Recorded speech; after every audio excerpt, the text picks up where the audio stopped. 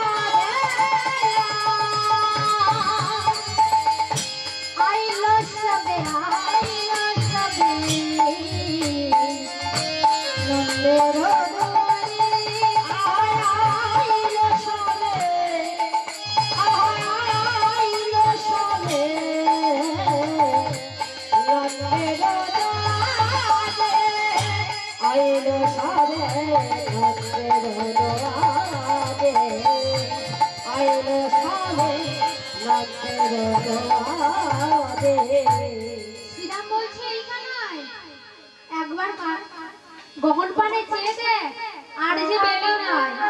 চল চল ভাই, তড়া করে আমরা চলে যাই। জানিস, তুই তো এখানে বসে বসে নড়ি খাচ্ছিস, ওদিকে গোধেনুগণ তারা যে গোঠে যেতে চায় না। আগে যত চালাই ধেনু পাছে পানে চাই, না হারে চাঁদ মকো না হারে। জানিস,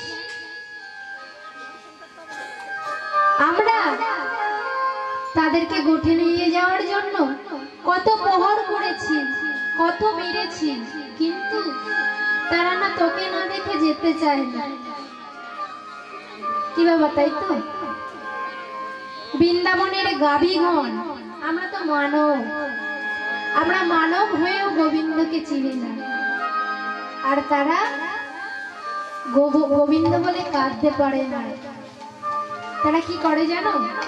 কেবল হাম্বা হাম্বা গাবে কাঁদে, হায় হাম্বা হাম্বা গাবে কাঁদে, হাম্বা হাম্বা গাবে কাঁদে, তারা হাম্বা হাম্বা গাবে কাঁদে।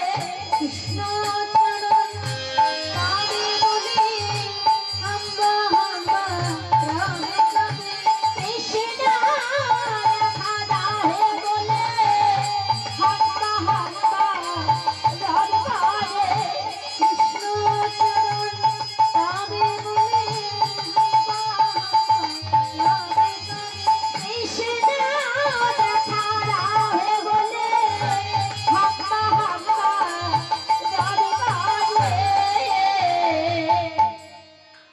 গোবিন্দ বলে কাঁদতে পারে না, তাই শুধু হাম্বা হাম্বা রবে কাঁদে।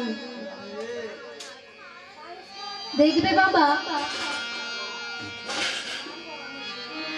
যে মানুষই ভগবান সবকিছু দিয়েছে, হাত দিয়েছে, পা দিয়েছে, চোখ দিয়েছে, গোবিন্দকে দেখবার জন্য চোখ দিয়েছে, গোবিন্দকে সেবা করবার জন্য দুটি বাহু দিয়েছে, এই কীর্তন হরিবাসরে এসে বসবার জন্য পা দিয়েছে, কিন্তু বদন দেয় নাই।